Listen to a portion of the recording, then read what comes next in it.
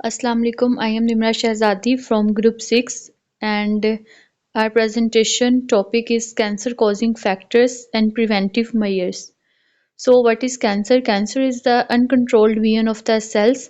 जब cells की uncontrolled division होती है तो उसकी वजह से cancer cause होता है। फॉर नेक्स्ट हमें बताया गया इसके कॉजेज़ क्या हैं कैंसर के। कैंसर के कॉजेज़ में बहुत सारे जेनेटिकल और एनवायरमेंटल फैक्टर्स आ जाते हैं जो कि कैंसर के रिस्क को इंक्रीज़ कर देते हैं और ना कि सिर्फ उन पीपल्स के लिए नहीं जो कि कार्सिनोजेन से एक्सपोज्ड होते हैं, उनके अलावा भी कुछ जेनेटिकल कॉजेज़ होते हैं, कुछ एनवायरमेंटल फैक्टर्स होते हैं जिसकी वजह से कैंसर कॉज होता है। जिसमें नंबर 1 पे हमारे पास फैमिली हिस्ट्री आ जाएगी। फैमिली हिस्ट्री मीन्स अगर आपकी फैमिली में किसी को भी कैंसर है तो मीन्स आपके अंदर भी चांसेस हैं कि कैंसर डेवलप हो सकता है। उसके अलावा जीन्स और क्रोमोसोम्स की अल्टरेशन से भी कैंसर कॉज होता है। उसके अलावा एज फैक्टर आ जाएगा कि पर्टिकुलर एज में पर्टिकुलर कैंसर डेवलप हो सकता है कि चांसेस ज़्यादा होते हैं। उसके अलावा इन्वायरमेंटल फैक्टर्स भी अफेक्ट करते हैं, उसकी वजह से भी कैंसर डेवलप हो सकता है। उसके अलावा जियोग्राफी मीन्स होता है कि पर्टिकुलर एरिया में पर्टिकुलर टाइप के कैंसर के रिस्क इंक्रीज़ होते हैं। कंट्रीज़ के हिसाब से जो इसका सर्वे किया गया था उसके मुताबिक भी कैंसर के रिस्क किन किन कंट्रीज़ में ज़्यादा होते हैं और किन कंट्रीज़ में कम होते हैं। उसके अलावा डाइट में आ जाता है, अगर हमारी डाइट अनहेल्दी है, जंक फूड्स वगैरह खा रहे हैं जिसकी वजह से भी क्या हो जाता है, कैंसर का जो रिस्क फैक्टर होता है वो इंक्रीज़ हो जाता है। सो नेक्स्ट ये आगे बताया गया कि किन किन चीज़ों से स्मोकिंग 32% कैंसर कोज हो रहा है स्मोकिंग की वजह से। उसके बाद इन्फेक्शन आ जाती है 15%। उसके अलावा पॉल्यूशन 3% कैंसर कोज कर रहा है। उसके अलावा डाइट से 30% हो रहा है, जेनेटिकल 5% है, अल्कोहल 3% है। फर्स्ट हमारे पास आ जाएगा फैमिली हिस्ट्री। फैमिली हिस्ट्री में बताया गया कि कुछ फैमिलीज़ के अंदर जो कैंसर का डेवलप होने का चांसेस होते हैं वो ज़्यादा होते हैं और कुछ फैमिलीज़ के अंदर इनके चांसेस कम होते हैं। और ये जो इनकी रिस्क बढ़ा होता है ये किसी सिंगल जीन की वजह से भी हो सकता है। अगर पेरेंट के अंदर मदर या चाइल्ड में से कोई भी म्यूटेटेड जीन है जो कि रिसेसिव है, डोमिनेंट नहीं हुआ और वही आगे जीन जो है वो आगे चाइल्ड में भी पास हो रहा है, तो मीन्स कि वो आगे चाइल्ड के अंदर भी पर्टिकुलर जो कैंसर या कोई और डिजीज़ है वो आगे डेवलप हो सकती है। तो मतलब म्यूटेंट जीन्स का पेरेंट से आगे जब चाइल्ड में अंदर ट्रांसफ़र होते हैं तो वो मतलब कैंसर कोज हो सकता है जीन्स के अंदर म्यूटेशन आने की वजह से भी। उसके अलावा ये किसी एक सिंगल जीन के अंदर चेंजेस आने की वजह से हो सकता है। ये बाज़-औक़ात बहुत ज़्यादा जो जीन्स होते हैं उनके इंटरेक्शन होने की वजह से भी कैंसर कोज हो सकता है। उसके अलावा हमारे पास आ जाएगा कुछ फैमिलीज़ के अंदर इसका रिस्क ज़्यादा होता है क्योंकि मतलब जो फैमिली मेंबर्स होते हैं वो मतलब जो इनहेरिटेड होते हैं, मतलब काफ़ी जो इनहेरिटेड जीन्स होते हैं वो शेयर करते हैं, जेनेटिकल कैरेक्टरिस्टिक्स शेयर करते हैं। उसके अलावा इसमें हमारे पास लिंच सिंड्रोम भी आ जाता है। ये भी कोलोरेक्टल कैंसर की एक टाइप होती है और ये भी मतलब म्यूटेटेड जीन्स का मतलब पेरेंट्स से आगे चाइल्ड में जब पास होते हैं तो उसकी वजह से होती है। नेक्स्ट हमारे पास आ जाता है genes and chromosome. Genes and chromosomes में अगर क्रोमोसोम्स के अंदर एब्नॉर्मेलिटी आ जाएगी या किसी एक क्रोमोसोम के डिलीशन, इंसर्शन या म्यूटेशन आने की वजह से भी क्या होगा, कैंसर डेवलप हो जाएगा। डिवीजन जो है नॉर्मल डिवीजन है उसकी जगह अनकंट्रोल्ड डिवीजन होने लग जाएगी जिसकी वजह से क्या होगा, कैंसर डेवलप होगा। फॉर एग्जाम्पल जैसे मोस्ट कॉमन टाइप है डाउन सिंड्रोम की। डाउन सिंड्रोम के अंदर क्या होता है कि जो क्रोमोसोम 21 है उसकी जो है उसकी 2 की बजाय 3 कॉपीज़ बनना स्टार्ट हो जाती हैं जिसकी वजह से क्या होता है कि वो एब्नॉर्मेलिटी आ जाती है और वो एब्नॉर्मेलिटी आगे जाके क्या करती है, कैंसर का जो रिस्क होता है उसको बढ़ा देती है। उसके अलावा जो कार्सिनोमास हैं उनको की भी मतलब उनको भी आगे अफेक्ट को डेवलप करती है। उसके अलावा जो 2 मेजर कैटेगरीज़ हैं जीन्स की जो कि कैंसर के अंदर इन्वॉल्व्ड होते हैं उनमें हमारे पास आ जाएगा ओन्कोजीन्स आ जाएंगे और ट्यूमर सुप्रेसर जीन्स आ जाएंगे।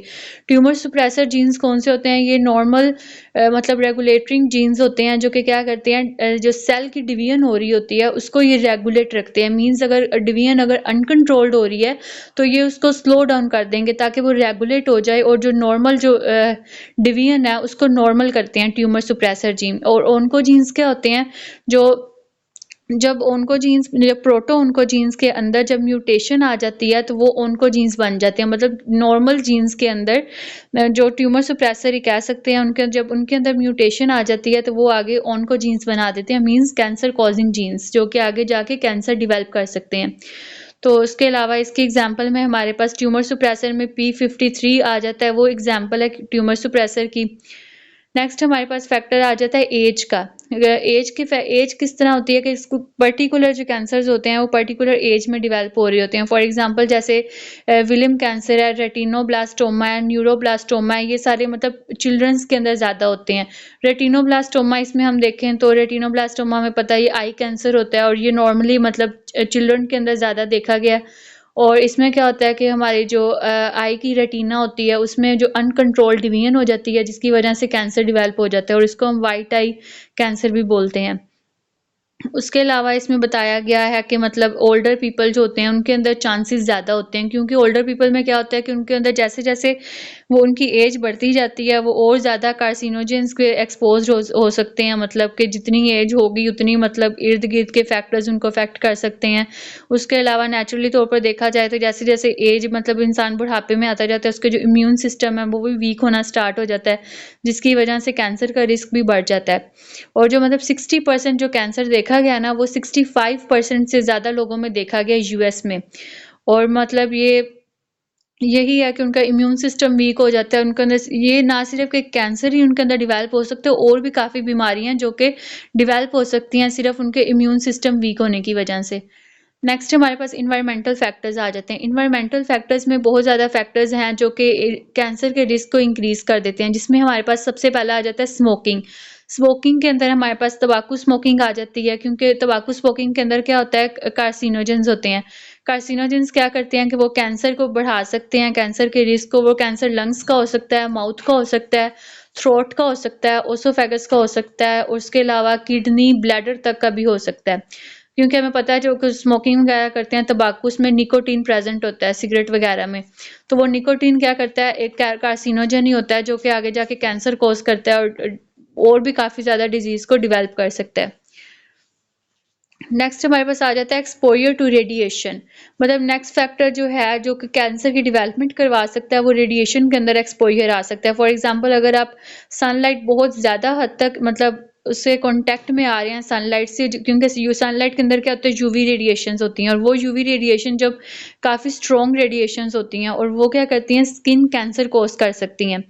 उसके अलावा इसमें बताया गया है कि बहुत ज़्यादा अदर सब्सटेंसेस भी हैं जिनको इन्वेस्टिगेट किया गया जो कि कैंसर कॉज कर सकते हैं और मतलब काफ़ी ज़्यादा केमिकल्स वगैरह भी होते हैं जो कि कैंसर के रिस्क को क्या कर सकते हैं, बढ़ा सकते हैं। नेक्स्ट हमारे पास जियोग्राफी आ जाएगा। जियोग्राफी के अंदर आ जाता है कि जो कैंसर का जो रिस्क होता है वो मतलब उसके वेरी अकॉर्डिंग करता है लोगों के कि किस जगह पे रह रहे हैं, किस सीजन मतलब किस तरह के इलाके में वो रह रहे हैं। फॉर एग्जांपल जैसे कोलन कैंसर का जो रिस्क है और ब्रेस्ट कैंसर का जो रिस्क है वो जापान के अंदर लो है। मतलब पर्टिकुलर एरिया के अंदर पर्टिकुलर कैंसर का जो रिस्क होता है वो कई कई इलाकों में ज़्यादा होता है और कई इलाकों में कम होता है। यही बताया गया कि कोलन कैंसर और ब्रेस्ट कैंसर जो है वो जापान में लो है और यूएस के अंदर इसका रिस्क क्या ज़्यादा है। मतलब पर्टिकुलर एरिया में रिस्क पर्टिकुलर टाइप के कैंसर का रिस्क जो होता है वो मतलब वेरी करता है जियोग्राफी पे।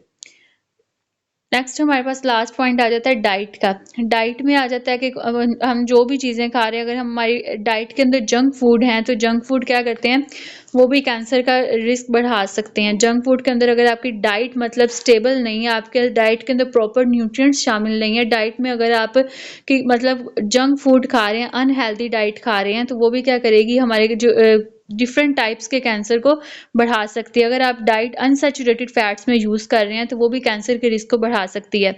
उसके अलावा ये कोलन का कैंसर कर सकती है, ब्रेस्ट कैंसर बढ़ा सकती है, प्रोस्टेट कैंसर बना सकती है। उसके अलावा डाइट में हम देखेंगे कि जो लोग मतलब बहुत ज़्यादा अमाउंट में अल्कोहल यूज़ करते हैं तो उनके अंदर क्या होता है कि उनके अंदर लिवर कैंसर के जो चांसेस होते हैं डेवलप होने के वो भी ज़्यादा होते हैं। उसके अलावा ओसोफेगस का कैंसर हो सकता है, क्योंकि अल्कोहल में भी क्या होते हैं, अल्कोहल भी जाके लंग्स को अफेक्ट कर सकती है और कैंसर के जो चांसेस होते हैं उसको बढ़ा सकती है। उसके अलावा जो डाइट मतलब पिकल्ड फूड जो होते हैं, बारबेक्यू में जितने भी स्पाइसेस वगैरह होते हैं वो भी हमारे स्टमक के अंदर जाके अल्सर कोज कर सकती हैं, स्टमक का कैंसर कोज कर सकती हैं। उसके अलावा हमारी इंटेस्टाइन को अफेक्ट कर सकती है। और मतलब उसके अलावा एक और पॉइंट है ओवरवेट का। अगर आपका वेट का नॉर्मल बीएमआई नहीं है, बॉडी मास इंडेक्स जो है अगर आपका वो नॉर्मल नहीं है, आप ओबेसिटी की रेंज में आ रहे हैं, तो वो भी आपके कैंसर के रिस्क को बढ़ा सकती है। कैंसर के अलावा ओबेसिटी और भी कई किस्म की जो बीमारियां हैं उनके लिए भी ये मतलब उनको भी ये कॉज कर सकती है ओबेसिटी। उसके अलावा प्रिवेंटिव मेजर्स आ जाएंगे। प्रिवेंटिव मेजर्स में सबसे पहले आ जाएगा डू नॉट यूज़ तंबाकू।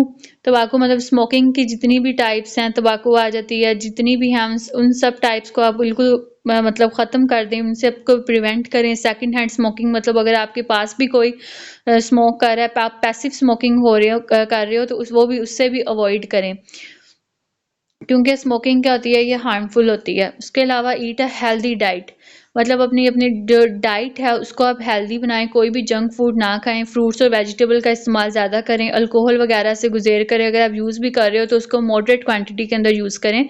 उसके अलावा लिमिट प्रोसेस्ड मीट, जितने भी मीट्स हैं, बारबेक्यूज मीट्स हैं, उनको आप एक प्रॉपर लिमिट में रखें, ओवर यूज़ ना करें जो कि आगे कैंसर के रिस्क को बढ़ा सकती हैं। उसके अलावा 7 steps you can take to help to prevent cancer. First of all avoid the chemicals that cause cancer, means आपके एनवायरनमेंट में, आपके इर्द गिर्द सराउंडिंग्स में जो केमिकल्स जो कि कार्सिनोजेंस हैं उनसे आप अवॉइड करेंगे, उनका इस्तेमाल कम करें, उन चीज़ों का इस्तेमाल कम करें जो कि कैंसर कॉज कर रही हैं। उसके अलावा हेल्दी डाइट इस्तेमाल करें, ईट मतलब हेल्दी डाइट खाएं, मतलब कोई भी जंक फूड ना खाएं। मेंटेन अ हेल्दी वेट, अपना जो वेट है, अपना बीएमआई है, उसको आप नॉर्मल रेंज के अंदर रखें। उसके अलावा अवॉइड तंबाकू एंड अल्कोहल, अल्कोहल वगैरह से, तंबाकू वगैरह से अवॉइड करें। Get 30 minutes activity 5 days a week, हर वीक में 30 मिनट्स की एक्टिविटी करें जिससे आपका जो नॉर्मल बॉडी मेटाबॉलिज्म है वो भी नॉर्मल रह सके और आपका जो डिफरेंट मतलब जितने भी प्रोसेसेस हैं वो ठीक हो सकें। उसके अलावा प्रोटेक्ट योर स्किन, अपनी स्किन को प्रोटेक्ट करें ताकि हाई अल्ट्रावायलेट रेडिएशन से आपके स्किन कैंसर से प्रिवेंट रह सकें, खुद को बचा सकें। उसके अलावा स्टे अपॉन कैंसर स्क्रीनिंग्स, और कैंसर के जितने भी स्क्रीनिंग्स वगैरह है वो भी करवाते रहें। नेक्स्ट आ जाए maintain a healthy weight and be a physically active, means ये कि अपना वेट हेल्दी रखें। अगर आपका हेल्दी वेट होगा तो वो बहुत सारे टाइप्स ऑफ कैंसर से आपको प्रिवेंट कर सकता है। उसके अलावा 150 minutes doing amount of physical, कोई भी फिजिकल एक्टिव 150 मिनट्स तक आप करें वीक के अंदर। उसके अलावा protect yourself from sun, मतलब स्किन कैंसर जो है वो मोस्ट कॉमन काइंड है कैंसर की और मोस्ट प्रिवेंटेबल है। Avoid the midday suns, means जो 10 AM से लेकर 4 PM तक जो रेज होती हैं वो बहुत ज़्यादा स्ट्रॉन्गेस्ट होती हैं, तो उनमें अवॉइड करें। अगर आप बाहर भी जा रहे हो तो अपने फेस को कवर अप करके बाहर जाएं। उसके अलावा स्टे इन द शेड, और व्हेन आउटडोर जब आप कहीं बाहर जाएं तो आप सन ग्लासेस का यूज़ करें। उसके अलावा ताकि आपको हार्मफुल रेडिएशन से आप प्रोटेक्ट रह सकें। कवर योर स्किन, और अपनी स्किन को पूरी तरह कवर रखें। वैक्सीनेटेड में आ जाता है कि गेट वैक्सीनेशन अपनी कंप्लीट करवाई रखें, जो कि सर्टेन वायरल इन्फेक्शन से भी होती है, जो कि क्या करती हैं, कैंसर से भी प्रोटेक्ट कर रही होती हैं। वैक्सीनेशन को अपने ठीक करें। उसके अलावा जो है avoid risky behaviour, means effective cancer preventive tactic is to avoid the risky behavior that can increase the risk of cancer. For example, means do not share needles, means किसी के साथ भी अपनी कोई नीडल अगर आप यूज़ की हुई है तो उसको दोबारा यूज़ ना करें, और मतलब ये प्रॉपर केयर रखें इन सब चीज़ों से। नेक्स्ट आ जाएगा गेट रेगुलर मेडिकल केयर, मतलब प्रॉपर अपना जो है मेडिकल चेकअप जो है, रेगुलर चेकअप है वो करवाते रहें, स्क्रीनिंग्स वगैरह करवाते रहें कैंसर के लिए, और ताकि अगर आपको कुछ भी है तो वो अर्ली स्टेज पर ही पता चल जाए और आप उसका ट्रीटमेंट कर सकें। That's all.